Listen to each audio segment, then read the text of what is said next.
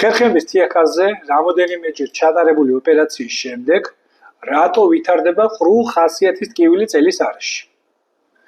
მიზეზი პირველი.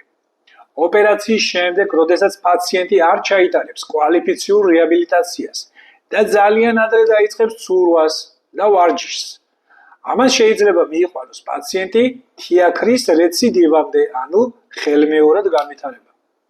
გამოსავალი. პაციენტის კლინიკიდან გამოწერის შემდეგ დაახლოებით 1 კვირაში აუცილებელია რომ ჩაუტარდეს ფიზიოპროცედურები, კერძოდ მაგნიტოთერაპია და ელექტროთერაპია. ვიწყებთ პასიურ ვარჯიშებს, რომელიც თანდათანობით უფრო ვართულებთ პაციენტის მდგომარეობიდან გამომდინარე დაახლოებით ოპერაციიდან 2-3 თვის გასვლის შემდეგ. ამ დროს ცურვა კატეგორიულად დაუშვებელია, კერძოდ ოპერაციიდან 9 თვის განმავლობაში, რამე თუ ცურვისას იზრდება ცირკულარული დატვირთვა ტრავმირებულ მალთაშორის დისკზე.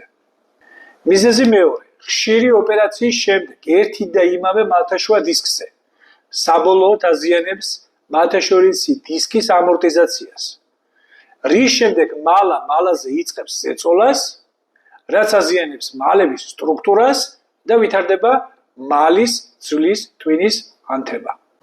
ამ დროს კატეგორიულად დაუშვებელია წელის სეგმენტის ვარჯიში, რამე თუ ზედმეტი წელის ცირკულარული მოძრაობა და დატვირთვა აღრმავებს ანთებით კერას მალებში. ვარჯიში უნდა იყოს მიმართული მხოლოდ წელისა და დუნდულა კუნთების გამაგრებით და კიდევ ვიმეორებ წელის მალების მაქსიმალური დაცვით, რაც შეეხება მკურნალობა. ამ დროს ძალიან ეფექტურია წელის მალების კორსეტირება, წელის მალების მაგნიტოთერაპია და ულტრაბგერითი თერაპია.